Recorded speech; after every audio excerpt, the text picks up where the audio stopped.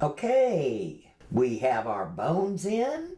We have put the springs on the bones. And all this time we've been in composer mode. Now it's time to get out of composer mode and learn to play with the timeline. Okay, I've already added our background and we've got our little dolphin. The timeline is where you actually make the dolphin move through the scene, and you can see right here I've already done the scene animation. The reason I'm not going to do it from scratch is I have to admit this one took me about 2 hours to get it to where it played right. You will probably have to do the same thing, but the thing is that once you do it, you've learned something. So we're going to just play with it like that. I'll show you how I did each one, and then you'll know. First thing, you go up here to Windows and you click on the timeline,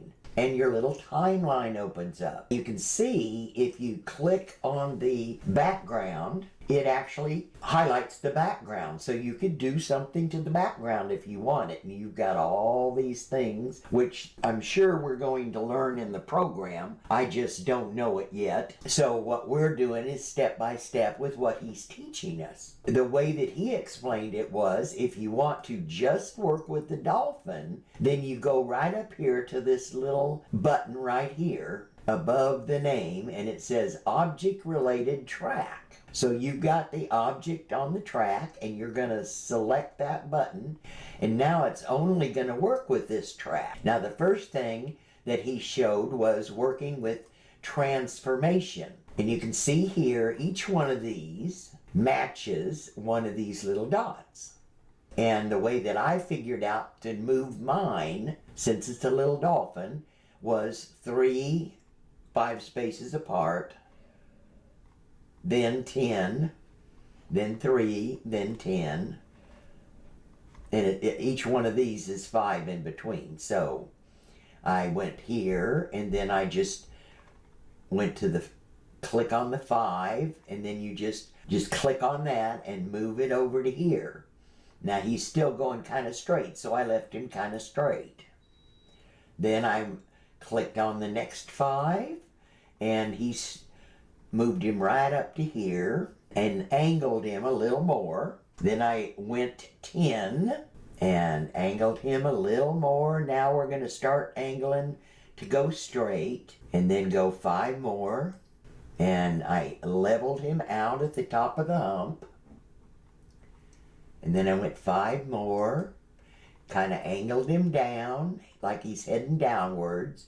You can see you can just angle him right here. Just hit any corner and you can angle any way you want. Then I went down, across straight, up, then all the way up, then across straight, and then heading down again, then across, straight, and then the last one I went 20 so that he's off the scene. Now one thing that they showed is you can do the 2 ways. You can either make it sharp and see how each one of these got sharp, or you can make it rounded. I found that with the little dolphin, to make him look smooth, we really need to be working with the round one. Apparently you can't do each dot separately. You can't make 1 dot sharp and 1 dot rounded and 1 dot sharp. Apparently that doesn't exist in Cartoon Animator 5. He said they didn't know if they were going to do that or not. Okay, the next thing that we do is, you can see right where we stopped it, the little black bar shows where you stopped it. Well, that's where you're going to want the little red stop line. Right here it says frame 110. It's on frame 110. Your current frame is 110. So you're going to put the stop line at 110 so that the movie doesn't go any further.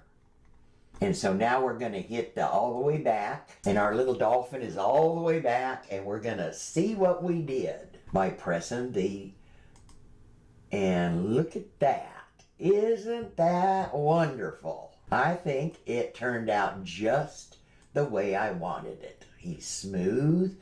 He's going up and down in the water. So now we've got this. Always save your file. Okay, now that we have what we want, it's time to render and see what our little video looks like. So we're going to go up here to the top in Cartoon Animator 5. We're going to select Render the Video. We want it on MP4 at the highest level. The ratio is going to be 1920 by whatever. And we want the full range, and we're going to click Export. And we're going to export it. And we're going to call it the first try. It says the video is complete. Do you wish to open it? Let's open it and see what we got. Isn't that cute? During the lesson, I used a different background, and this was my first attempt while I was doing the lesson. I hope you have enjoyed this. I'll see you in lesson 8, where we're going to learn how to create movable backgrounds for Cartoon Animator 5.